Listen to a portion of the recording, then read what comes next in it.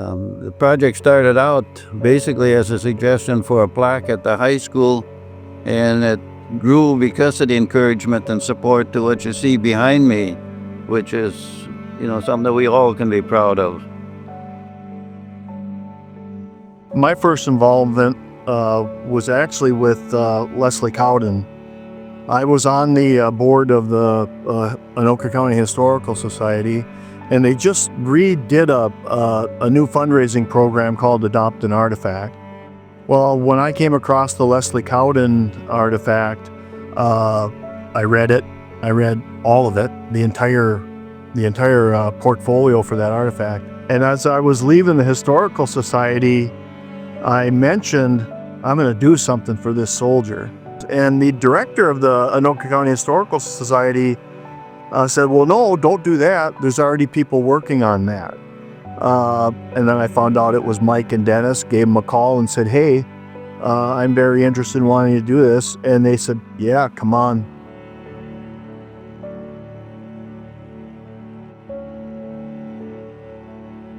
Yeah, the original idea, the vision, I was bought into right out of the gate.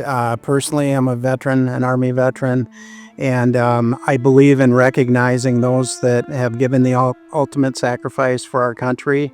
And right out of the gate, it grabbed me by the heart, and I was behind them 100% the whole way.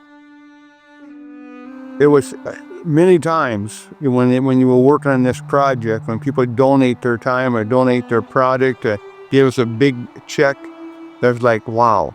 And honestly, tears come to my eyes when you talk about what people have donated to make this project a reality.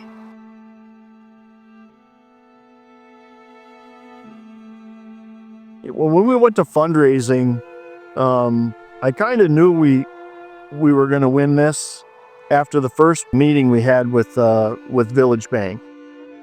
We needed to get commitments. We couldn't just have, I'll donate something. We were going to nail people down to an actual number. Mr. Queton had asked, well, how much you looking for? And I said, well, we're looking between $3,000 and $5,000, donation.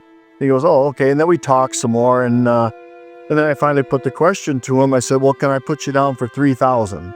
And he said, absolutely not. And I was kind of taken aback a little bit. And I said, well, can we do $2,500? And he goes, no, we're not going to do $2,500. And then it caught me. So I said, will you do $4,000? And he goes, no, we won't do $4,000. I said, will you do $5,000? He said, yes, we'll do $5,000. At that moment, I knew we were going to be successful fundraising. Because if you can get the bank on your side, you're usually in pretty good shape. It shows the big change, what's happened from the 60s and early 70s to present time today for support for the military. And when I first came in the early 70s, I was told, do not leave the base with your uniform on. What? You can't leave the base? So that's the way it was back in the early 70s.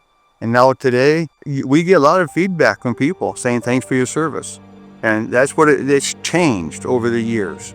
And that's good for the positive for all of our service members, for all branches.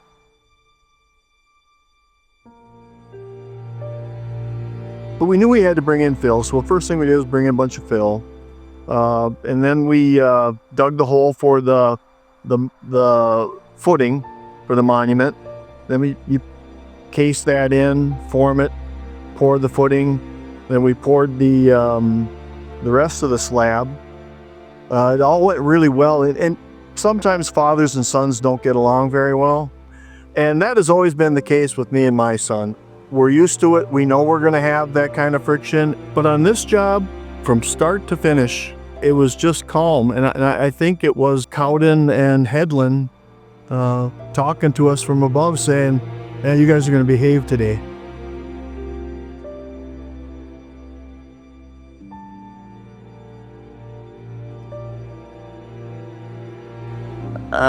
I feel fulfilled. I feel almost like I've been freed. It just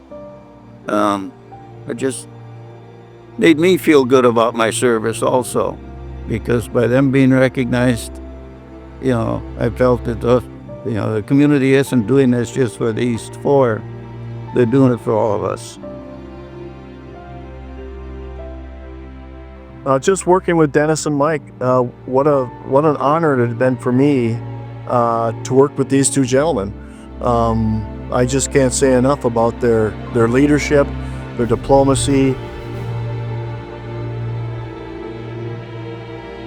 I just kept talking to people and reaching out to people and fundraising that we did. I just felt confident all the way through. This is why we're in public service, is to do things for the greater good, and this project exemplifies that.